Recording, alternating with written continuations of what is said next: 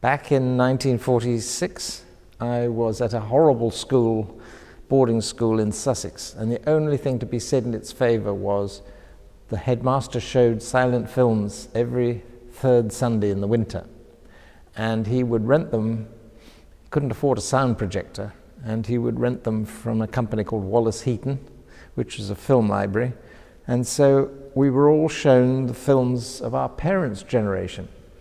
And I remember thinking at first, my God, these comedians look primitive with their huge moustaches and all the makeup. But I was quickly won over. I remember Harold Lloyd was somebody you could identify with, who looked reasonably normal with glasses. And I thought that it was a miracle that you could convert an ordinary room into a cinema. I thought a cinema had to be built like a concrete picture palace. And one day they were showing Oliver Twist, and the film jammed in the gate, and the prefect who was projecting it pulled it through, and some frames fell beside me, and I picked them up. And when the show was over, I rushed to the dormitory, picked up my torch, stood in the middle of the room, and switched the torch on behind the frames, expecting a theatre quality image to appear on the wall.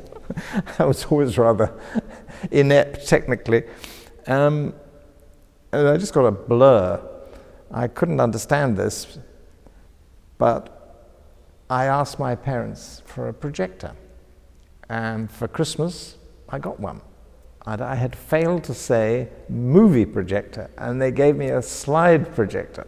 And I remember being dismayed by the Black Beauty was the image and a long title, and then this damn horse. But the following Christmas, when I was now about 11, they gave me a hand-cranked projector and only 2 films, which I quickly wore out. So I went out the streets of London, you could do that in those days, and found a photographic shop near Baker Street, and there was a pile of film. 1 6 a reel. So I bought them, and the first one was missing the beginning, so I had no idea what it was or who was in it. And my parents said, "That's Douglas Fairbanks." And even I had heard of Douglas Fairbanks. So I was extremely excited. And I went to the library. I wanted to know more about my film, and I was sure there was a book there with a description of it and a photograph of it and everything. And so there was one book, media studies not having been invented then, and I took it off the shelf, and it fell open at a photograph of my film with a description of it, and it told me what the title was, American Aristocracy, 1916. And I thought, my God, if I've got a film that's in a book, this is something. I must look for some more. And so I became an avid film collector. And the quality of the films was so extraordinary, I couldn't understand why people were so snobbish about silent films. Back in the early 50s, they used to say, "Oh, silence, they're so badly photographed and ineptly acted, and they're just ludicrous antiques." That was the attitude. And I thought, well, I'm looking at the films of the early 50s in the cinemas, and some of these black and white pictures are much fresher and more innovative. So that's how I became a film collector. And ever since then, I've been tracking down the great films from Hollywood and France, and to a lesser extent Germany, because they're more difficult to get hold of. And so that's how it started. Strange thing about that Douglas Fairbanks film was that I was told about the British Film Institute, and I went along there and found they had the cast list. And so I knew it by heart. And when I joined the film industry as an office boy, I kept hearing people talk about an actors agency called the Al Parker Agency.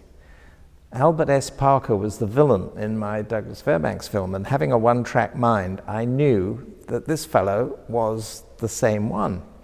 So I telephoned him, And I said, does the name Douglas Fairbanks mean anything to you? He said, Doug, Jesus Christ, I directed him. I said, well, what did you direct? He said, The Black Pirate. I said, well, I think I've got your first film. He said, bring it over.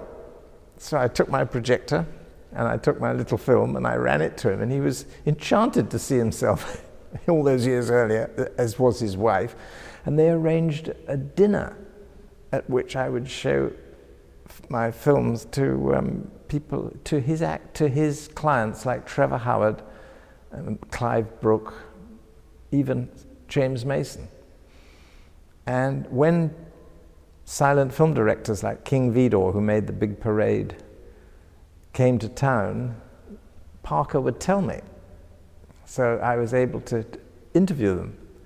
And thus I got completely fascinated by this period, and eventually managed to get to America and interview the people over there. My wife is Irish. In fact, my father came from Cork, and I've always been fascinated by Ireland. And my mother-in-law left us her house in Ardmore, County Waterford. The first film we showed was an experiment, was reintroducing the Irish to the idea that actually Ireland may have had no film industry, but my thinking is completely different. I think it had a film industry, and it was called Hollywood, because when my wife and I were doing the interviewing in the 60s,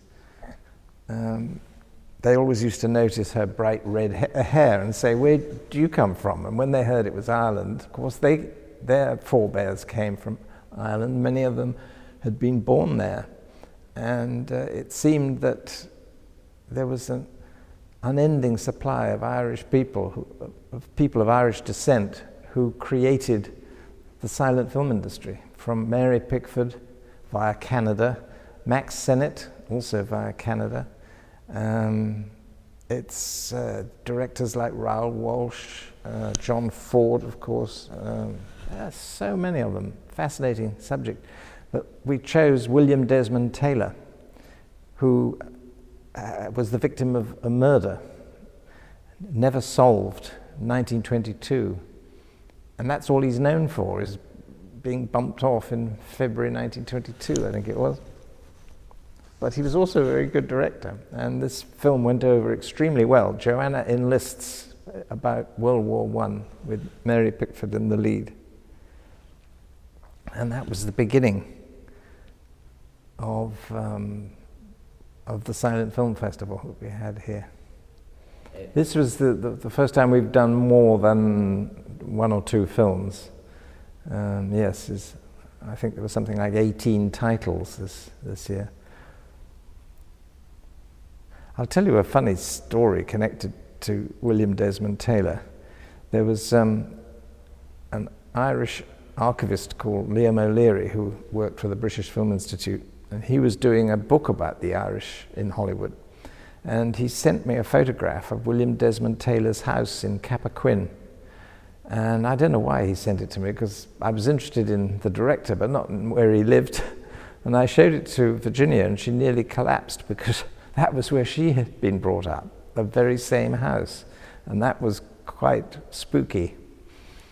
As a result, when we went back to California, we went to see a silent film star called Mary Miles Minter, whose career was finished when Taylor was shot, because she was implicated. And that was quite a story too.